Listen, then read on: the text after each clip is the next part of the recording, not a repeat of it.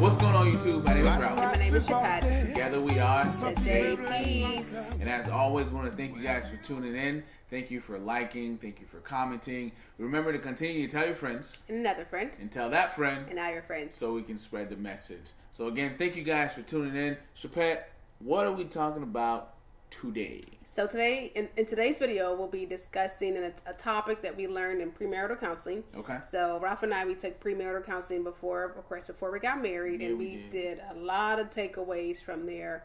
Mm-hmm. And we are big advocates for counseling. So if you're dating, we definitely recommend prior to marriage that you do go to premarital counseling. Absolutely. Our counselor was amazing.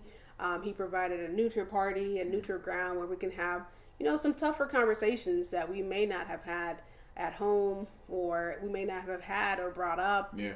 He brought up good subject matter and things along those lines, so we definitely recommend it. But in our counseling session, what we learned was that in an argument or disagreement, whatever you may call it, is to stay away from two very vital words. Mm-hmm. Don't use these words, is what he told us. Right. Yeah. Basically, simply said. So those two words were always and never. Mm-hmm.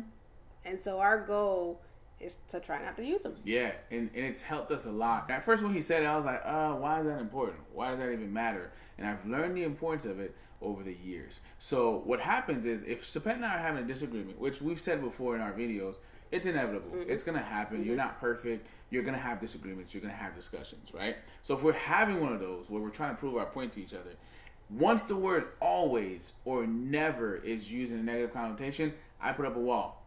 I put up a barrier. And what I'm doing is I'm trying to find, let's say, for example, Shapad is mad at me because I haven't been washing dishes as much as I should be. And she's like, oh, you never wash these dishes, or you always leave the dishes out. What I'm doing at that moment is I'm looking for that one moment or two where I did wash the dishes, and now all I'm trying to do is I'm trying to prove her wrong. This is no longer a problem solving. This is more like, nah, Shapad, you a lie, and I'm going to prove you wrong. Yeah, not only are you trying to prove that person wrong, but that person also becomes less receptive to your message. Yeah. Your message gets lost. It's no longer about, because of course you were upset or angry or whatever the emotion may have been at that point in time. That emotion then gets negated, and it's, hey, this person did not hear you. Yeah. I'm going to say my piece.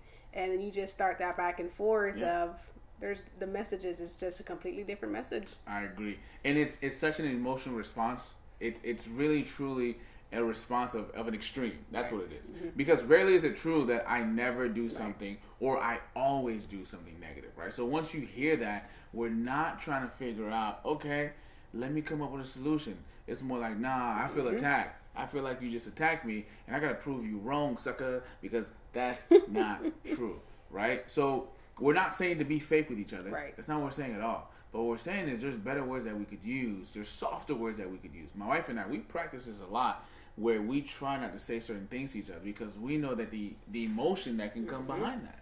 And that's very, very important. Right.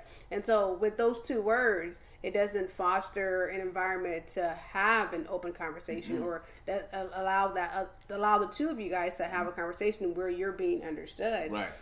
So you want to stay away from it as much as possible. I can't, say, hey, you never take me out, or you never. Because I take you out all the time. You do. Yeah. But if you were to say like, hey, you never take me out, automatically I'm like, but that one time though, I took you out. But 3 years ago, I took you out, right? I'm just saying, it's just you're looking for a defense. Right. The other thing too is that person may feel like, man, you're not giving me credit for anything, right? Even if it's not frequent, but it's like you've negated everything I've done by using the words always and never. So let's find better words. Let's find softer words in the midst of our discussion, our disagreements, or if you're having arguments, whatever it is. Let's find better ways to approach that conversation, because remember, it's not about winning. It's about getting your point across in a way where that person will start to make that change. But if you start with words like never and always, and you're attacking that person, then they might say, dang, man, you always nagging. Right.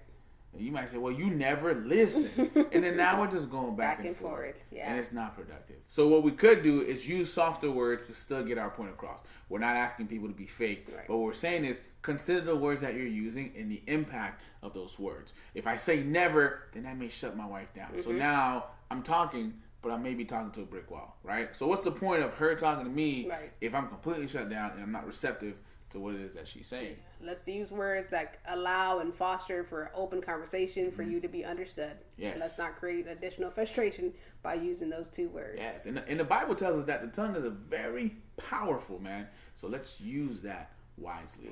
Our goal is to make sure that we share some of the things that we learned and how they've helped us.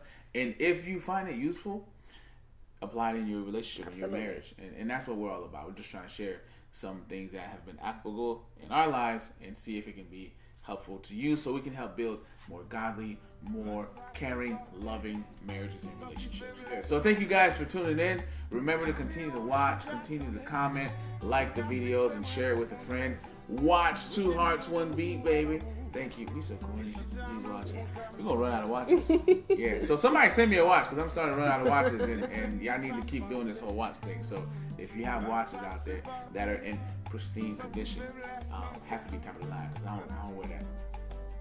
I'm doing too much? You're doing too much. Okay, I'm doing too much. So see you guys next week. Thank you for tuning in.